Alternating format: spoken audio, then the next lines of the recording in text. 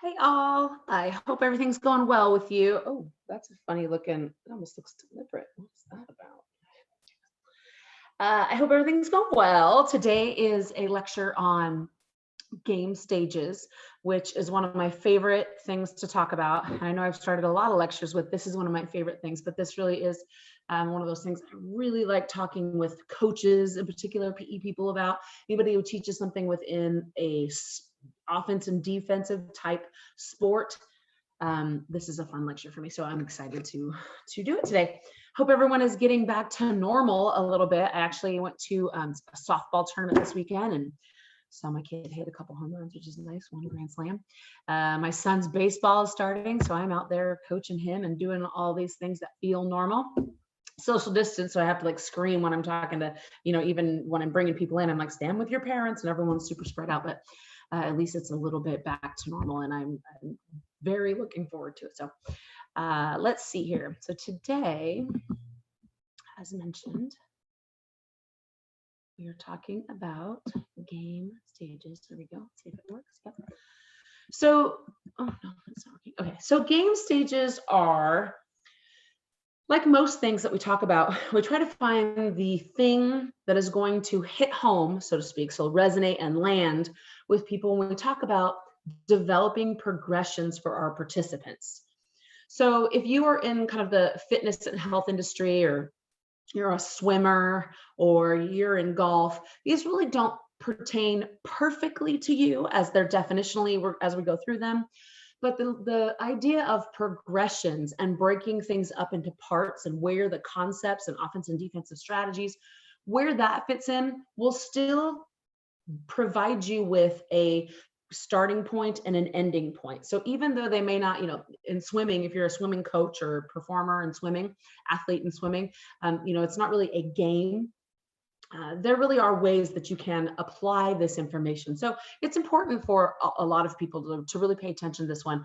It is near and dear to my heart. I wrote an article on, there's 4 game stages. I wrote articles on game stage 2 and game stage 3 because they are the ones that we typically skip and or do a really bad job or not really understand. And so we do a really poor job of those. So if you're interested, let me know. I might just post it anyways, just so you can kind of check it out. So like I've mentioned before, there are game stages. There are 4 of them. A couple people teach this class, this 138 class, and this lecture is one that I will put up the overheads and you can write everything down. But I kind of like to go off on my own because I have such deep experiences with implementing the game stages model. It's actually part of my dissertation. And I truly have kind of a different outlook on these things. So a lot of the slides will have what I call the textbook definition, which is great. It's going to help you kind of foundationally to kind of figure out what everything is. And it'll kind of give you the real world and how it works with learners definition. So key points is how can you design curriculum around preparing individuals for a complex game? So everybody practically in this class will be in some setting where you're preparing individuals for their participation in a complex game. And how can we help you help them? Help me help you. It's a good quote, kind of.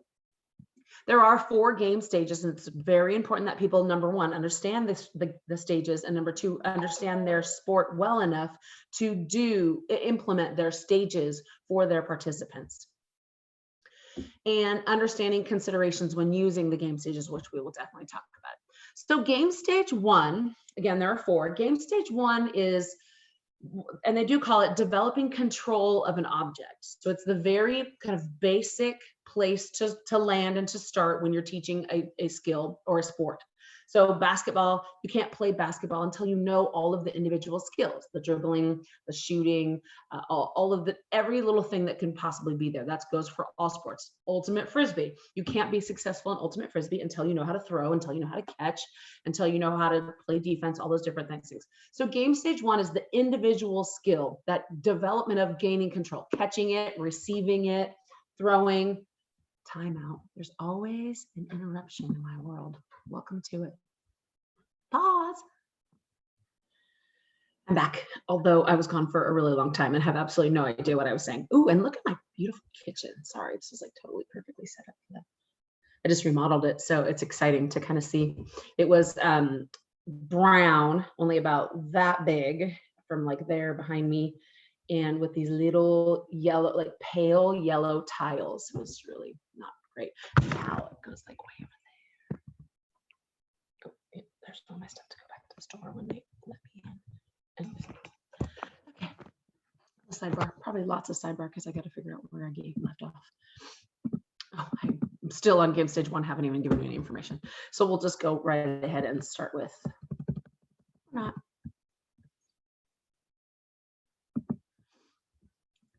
Let's see. Why is that not going? Try from the beginning. Okay, maybe. Okay, there we are. Okay, so again, I can tell already that I'm going to not be saying exactly what's on the overhead because those words aren't tremendous. They don't resonate with me as well as in stage 1, you are teaching simple skills. You are teaching how to catch, you are teaching how to throw, you're focusing on the pieces of those things. Your focus will be getting your students to focus on small parts of those things. Your students will hopefully be focusing on small parts of those things. But it really is about the teacher being concerned with the student's ability to control objects. Learners or participants are faced with the problem of knowing what to do with the object and how to control it. So when it's coming hard, what do you have to do? When someone's moving quickly, what do you have to do?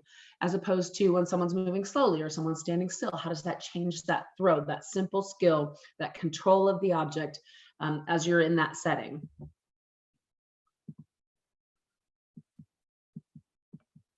So this is kind of, in my article, I mentioned these things: the sending action, striking, kicking, throwing, etc. Receiving action, usually it's catching, but collecting is also a receiving action. And then carrying or propelling, so carrying a football, obviously dribbling and those types of things are the types of game stage 1 skills.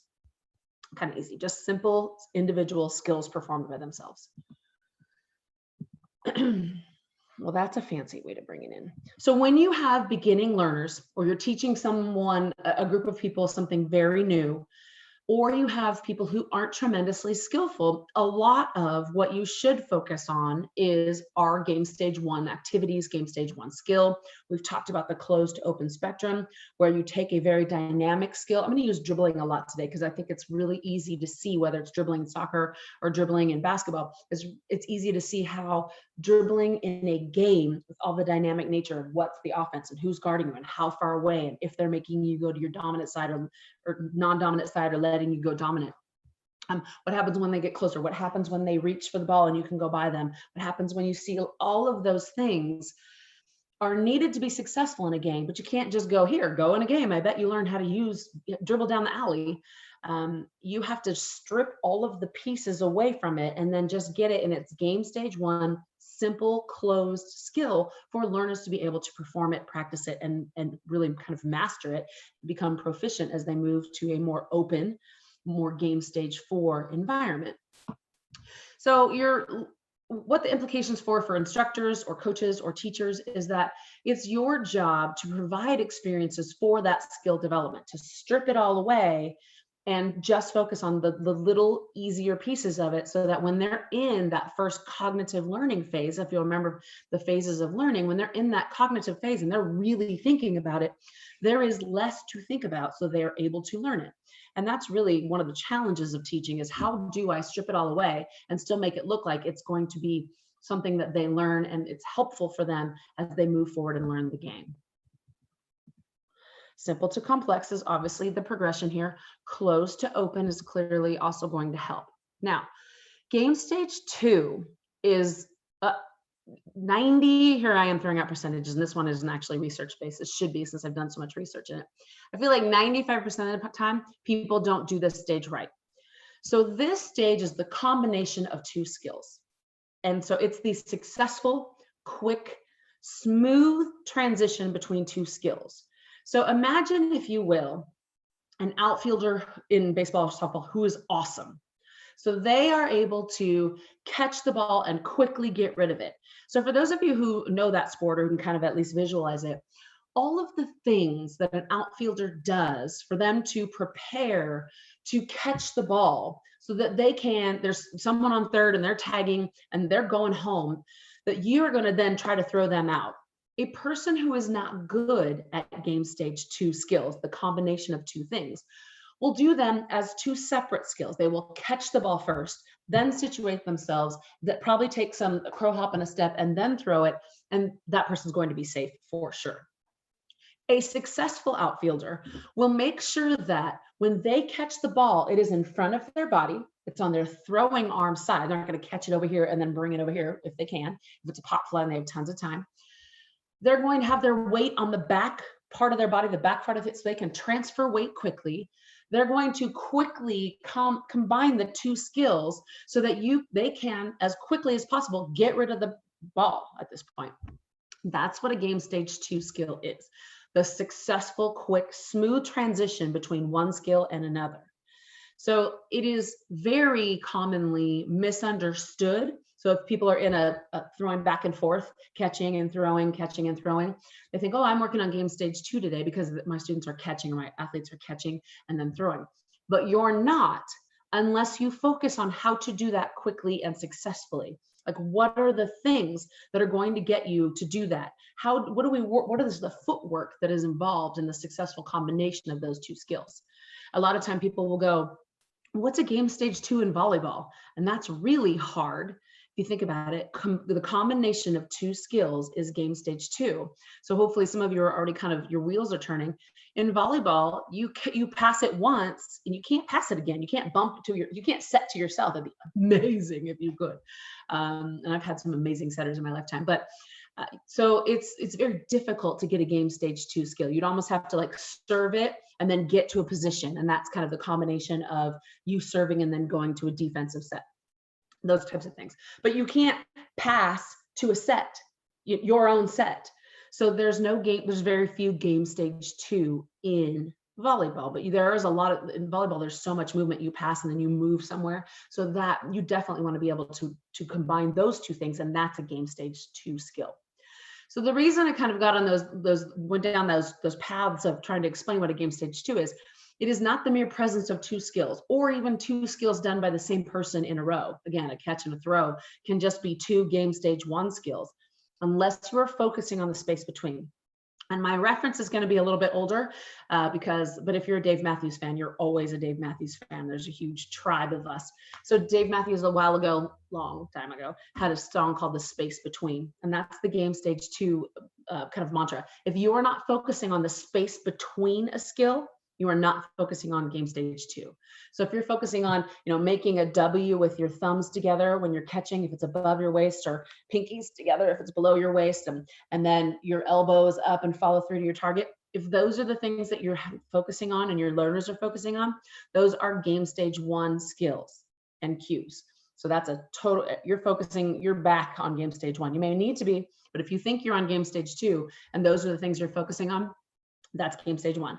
Game stage 2 is catch on your throwing arm side and quickly get rid of it as quick as you can. That is game stage 2. That focuses on game stage 2.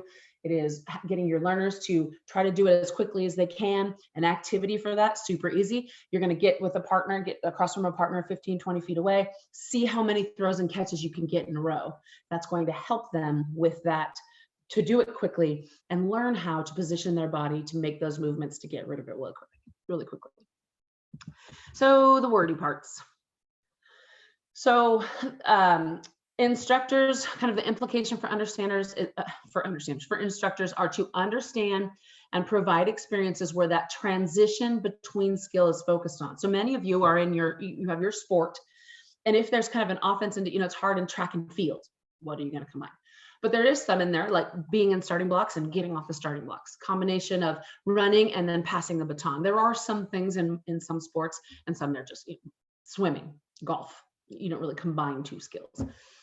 But for those of you who have skills that are very dynamic and performed in a dynamic nature, if you have offense and defenses typically game stages fit perfectly within that realm. But think of two skills that are performed and think of if you were able to quickly combine them, would it make you a better performer? And if the answer is yes, then you can focus on it. So if there are two, catching it and then, whatever it is, you can focus on that space in between those two skills, and that makes people better learners. A good percentage of the time, we do not focus on these. We typically forget it. We typically go game stage 1 skills. We're working on dribbling, working on passing, working on shooting, whatever it is, passing to our partners, passing to our teammates, and then we go into a game. And that's, as we've noticed, and we've talked about in closed skill to open skill, that's skipping all the pieces in the middle. Going from game stage 1 to game stage 4 skips game stage 2 and 3, which are extremely important to participant success.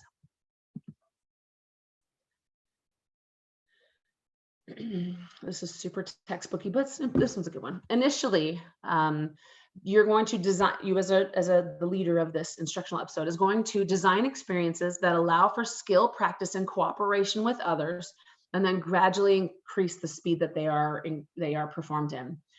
It's super textbooky, and sometimes I don't agree with the textbooks because I feel like they are developed out of context to most sports and most things that will really work for us.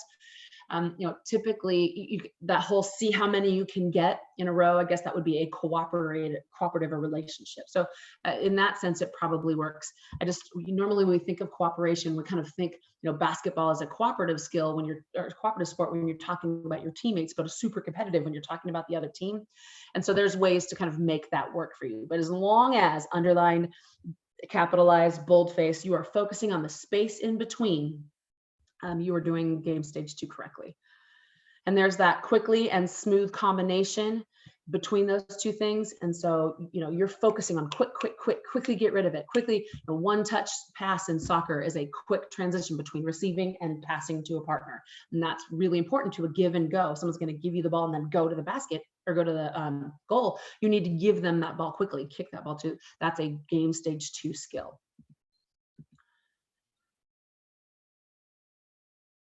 So catching a ball on their stick side, I'm assuming this is like lacrosse or even hockey, super important skills. So moving your body into a position to where, especially in field hockey, you have a flat side of the stick and a rounded side of the stick. And when it's on this side of your body, your strong, actually, there are no left-handed sticks in field hockey. So when it comes on this side, you're on the flat side. If it comes to this side of your body, you actually have to turn your stick like this so it's flat. So that's a really awkward thing. It's called a J stroke. You literally have to turn your body. And so you want to move your body so that you can receive the ball on the stick side. That is a good game stage 2 type focus that you can work on, as just an example. So it is difficult. And some of you may be thinking, I don't really know what combinations of things or how to teach those combinations of things. In basketball, a really good one is going from a dribble to a layup and how to successfully do that. And when you first teach it, you'll see balls go flying everywhere, straight out towards the wall, crazy up over the basket. It's hard. Which hand do they dribble with? If they dribble with their left hand and goes to the right hand, it's easier. If you dribble from the right hand and then it has to go back to your right hand, the left hand has to be involved most of the time, unless you're giant, have big hands. But you have to determine as a teacher, as an instructor, what part of the game what can you pluck out of the game and focus on in that game stage 2 setting so that you can work on that transition. So that's where kind of that deep knowledge of your sport comes into hand when you're planning a progression, you're planning to use these game stages.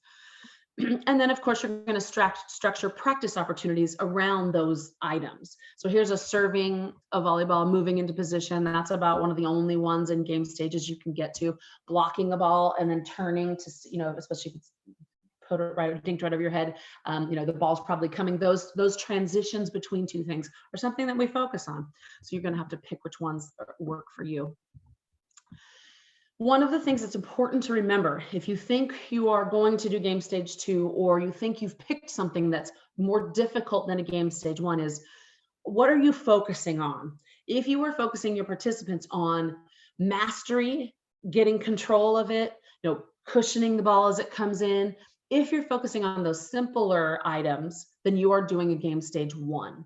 If you are really trying to push them a little and be in the game stage 2, it is no longer mastery. It is that combination of the two skills, if you will. And now we move on to game stage 3. So game stage 3 for me is one of my favorite, and it is also very, very, very hard. So it is offense and defensive strategies. And most of us know we have those drills, it's that same thing before. Like if you've played football, you know all those football drills. If you played volleyball, you've played all those volleyball drills. But as a person who's going to bring all those drills into your setting, you have to really know what you are focusing on, what strategy you're trying to focus on, and what do they need beforehand. So if you're talking about offense and defense now, which is what game stage 3 is, offense and defensive strategies, this is not only physical, but it's very cognitive. So when, getting your body between the ball and the person you're guarding, there's probably 15 strategies in there. What happens when it's 2 passes away? Where do you stand? Where are you in relationship to the goal or the basket? And when your person has the ball and when your person doesn't have the ball, those are the types of things that you have to teach. They don't just come naturally. And so you set up activities or drills that allow people to practice, but they won't be successful unless they have the prerequisite skills. So it's really important for you to understand that these skills, these offensive and defensive strategies, are skills. So they need to be taught just like a game stage 1 skill. So if you're going to work on throwing, you're going to teach your students throwing, your participants throwing, put them in an activity where they work on throwing. If you're going to teach them offense and defensive strategy, like where to stand when the other team has the ball and is dribbling towards you, you've got to put them in that setting. You can't just put them in a 5-on-5 game and say, we're working on correct defensive positioning today. You need to kind of strip away all the pieces. Is it 2v2? Is it 1v1? That would make no sense, but maybe 2v1, so you can mark the person.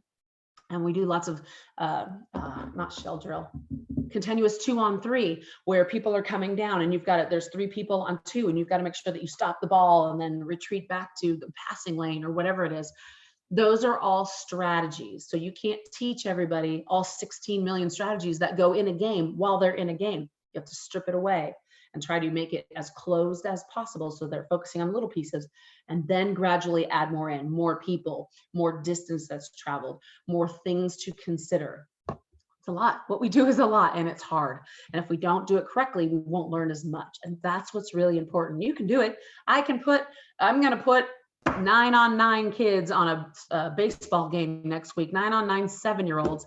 They're not going to know all the strategies. I'm going to try to strip the little pieces away, but I got to get them ready for a game.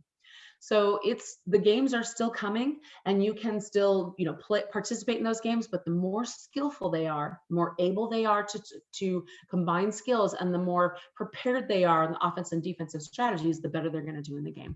So I can probably blow through these now since I've given you the whole thing. Attention to simple. I like the word simple because any offense and defensive strategy, if you know them, they're not simple, but they're roles within the sport that you're participating in or teaching in, the offensive and defensive strategies that exist within those sports. So it is important, and they say that you make the assumption that people have game stage 1 and game stage 2 skills there. That's not necessarily always the case, but like I mentioned before, you might have a game in 2 weeks, and so you've got to get them ready to be able to figure out where they're going to stand on offense, where they're going to go on defense, and what they're going to do. Then you can really see the things that they lack. But really, you're going to, if they're really ready for strategies, if you're given them the opportunity, if you're given an opportunity to teach a lot and you're getting them ready for the games, you should have some safe assumption that they already have received game stage 1 and game stage 2 practice, and they can do it for the most part. If you don't teach them how to catch and dribble and pass, all those different types of things, there's no way they can be successful in a setting that now you're putting defense on them. So dribbling with a defender when you don't know how to dribble makes no sense. So why do it? So those are the types of decisions that you have to make. And really, sometimes it's a big bummer that our group collectively isn't as skillful as we want them to be, because we want to do all these defensive, offensive, modified game plays when they really need to have it all stripped away and practice just the skill. So there are lots of ways. I also wrote an article on modifying game. Oh, I don't think it's published yet, but modifying games and how you take a game and modify it by adding people, changing boundaries, changing scoring, changing the rules to focus on a tactic. And here's an example of that. Let's say that I was working on faking. And we'll do basketball because, again, it's a little bit easier, or soccer, but I'll focus on basketball. So I'm working on faking, and I have an entire activity on how to fake. So I'm going to run through the whole game stages for you to kind of give you an example. Game stage 4 is modified games, but here's a good example. So I'm first going to give you a basketball, give you a partner, and you're going to work on faking. We're going to talk about a quick fake and then throw to your partner. We're going to talk about faking one way and going the other way. We're going to talk about my first example. My first demonstration was faking and then throwing right to your partner. Well, you can't throw to a partner like this because there's a person there. So you have to like step around. I'm going to give you strategies and all sorts of different ways to use your body to protect, when to go to cross across your body, when to throw, all these different ways to be successful with faking. I'm going to have you do it quickly so that you can fake, and then, because that's part of it. If you want to fake, the assumption is that you're going to go super quickly to a pass so that while they're over here following the fake, you can quickly get it to your partner.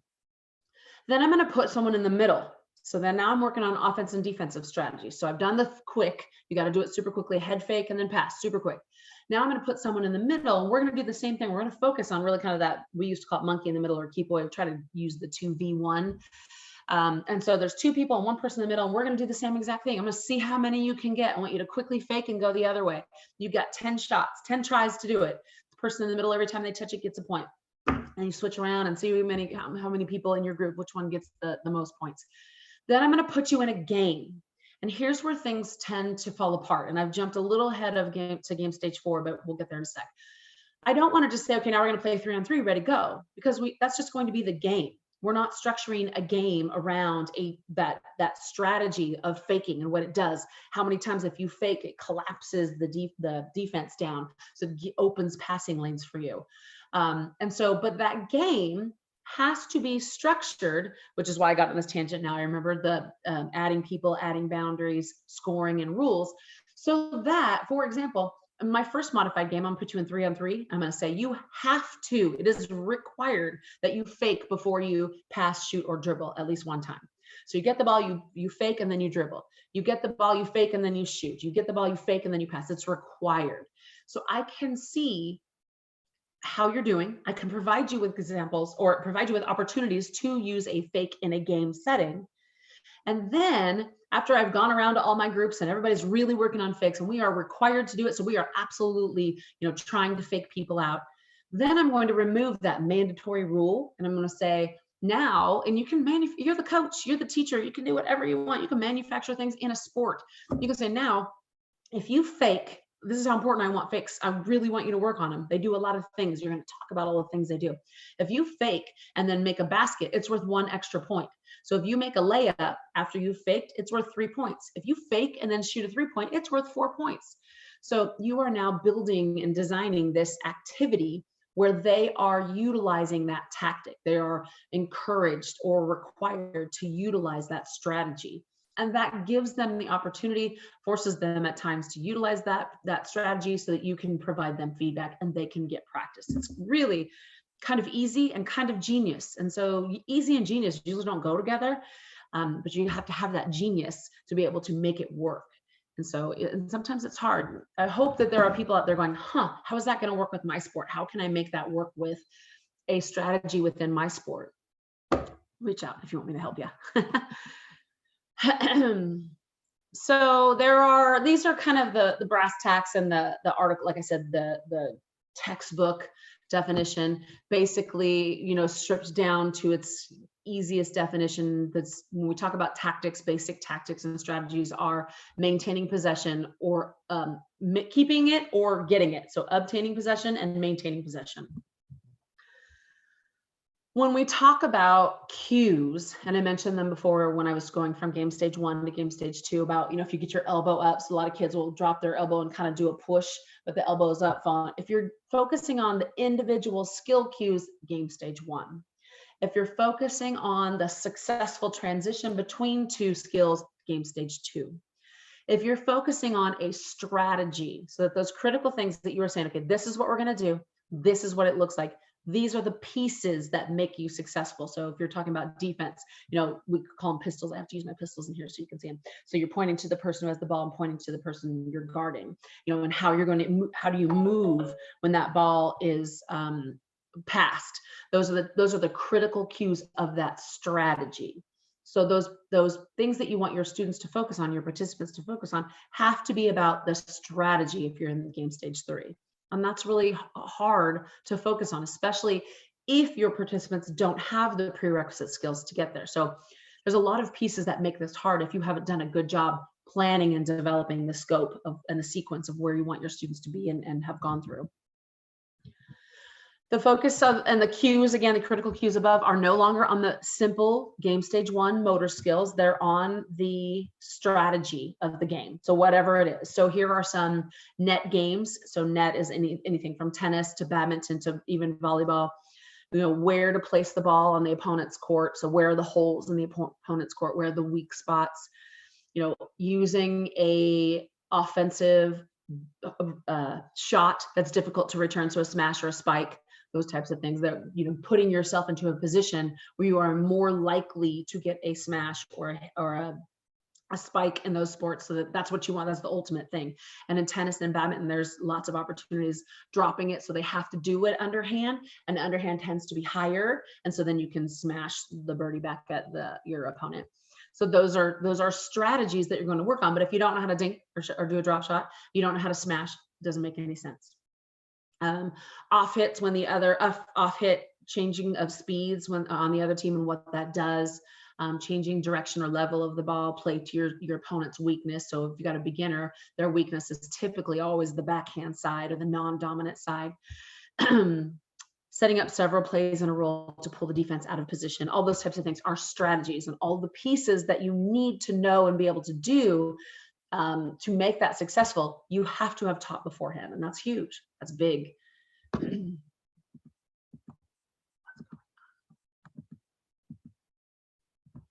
So here are some kind of just taking one concept or one sport and breaking it up a little bit, that net games again. So defending space, anticipating where the ball will be placed, blocking shots.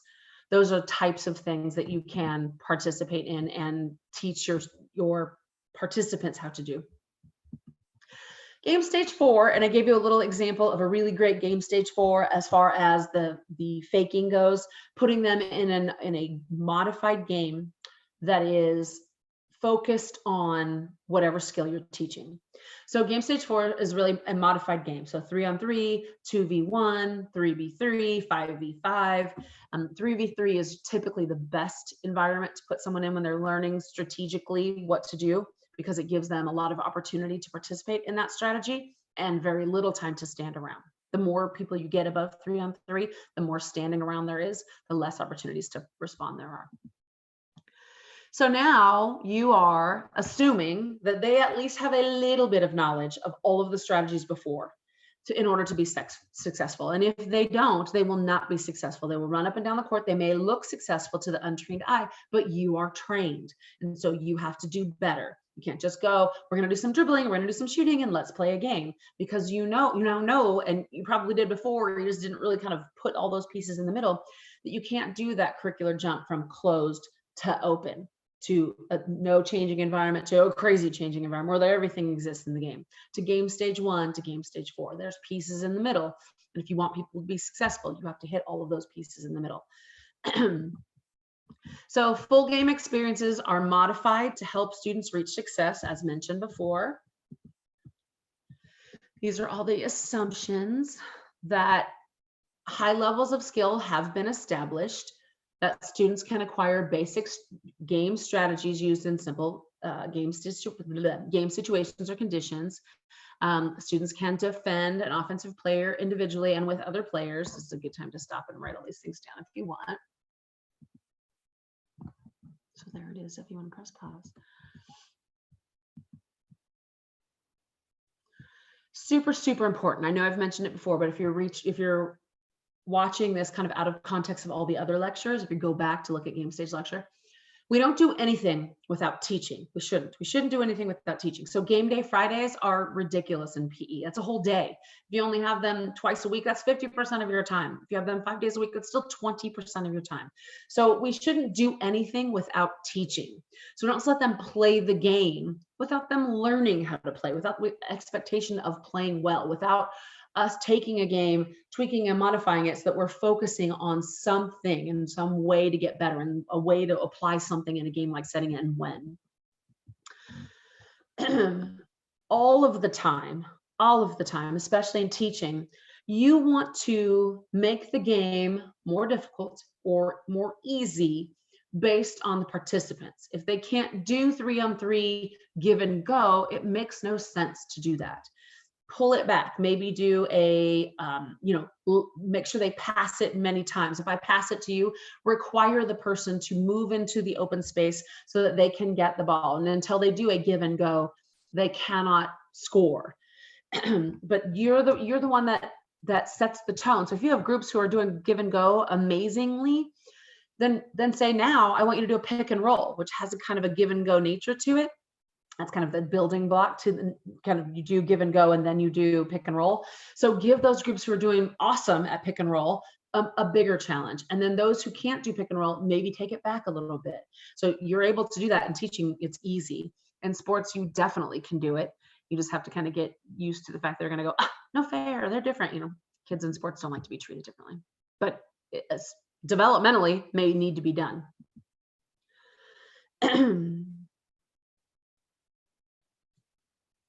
So I can't say it enough. So very important. You as the instructor are the person who will always be focusing on whatever it is that you're going to be teaching, obviously, but it is your job for that to be clear. So if you say, I'm going to do give and goes and let's play 3-on-3, and you don't see any give and goes, it's your fault. You have not set up the progression well enough. You have not set up the modified game well enough, and you need to work harder. And that's kind of, sometimes people don't even know that working harder concept even exists. They just figure, oh, we worked on it, now we're going to put it in the game. They're not putting it in the game because they're not good yet. Well, that's your fault. So don't take that lightly and really work hard to figure out the pieces in between. This is what I want them to do in a game, and how do I strip it down to make it all these pieces where they can practice it, making it more difficult as they go. So just some concepts as you're trying to figure out how you're going to develop this progression is that students don't leave one stage and they don't leave one stage and kind of to just jump into another. You can't go to game stage 2 if you can't combine 2 skills if you can't do this individual skills. So that is always super important to always keep in the back of your mind. You can't master a stage or skill. You can't be like, I'm game stage 2, put game stage 2 across your shirt. I'm game stage 4. I don't need all that other stuff. As you know, practice continually happens no matter what level you are, all the way to professionals. And of course, there has to be kind of a minute. The biggest question is when to move on. From when do I introduce a game stage 2 skill if we're still having the majority of the people are on game stage 1. And so it really is almost it's this 80% thing in teaching, of course. When 80% of the students can successfully do what you've asked them, you can make it more complex. You can combine more things. You can talk about the combination of skill. So it's kind of that minimal level of competency. Can you push it at 50%? 50% of the kids can do it. Now let's see if we can kind of push it a little bit and move on. And you'll have to just pay attention to that level of success and that level of engagement. And are they engaged into whatever it is you're doing, or is it just the kids who already have that skill who are participating? So, like I said, Major League everything, Major League Baseball, the NBA, everybody still practices. They still work on the basic skills. And, Steph Curry shoots 500 until he makes 500 free throws, because there's always room to improve. And that's something that I tell my kids a lot, because they think they already know how to do it. Again, I opened with kind of the notion of this article that I wrote, that the most neglected stages, as we've talked about, are game stage 2 and 3. Typically, people just jump right over them. Sometimes they don't even know that they exist or that they hold such an important place in the learning progression. So try to work hard to kind of figure those things out. And here's that work hard piece. You must analyze the demands of your games so that you can then put it in a spectrum, figure out where it goes, figure out what's most easiest. How can you take pieces away to make it easier? And you have to know a little bit about a sport to do that. So it is a big challenge, especially if you don't know a lot about the sport. Oh, there we go. Okay,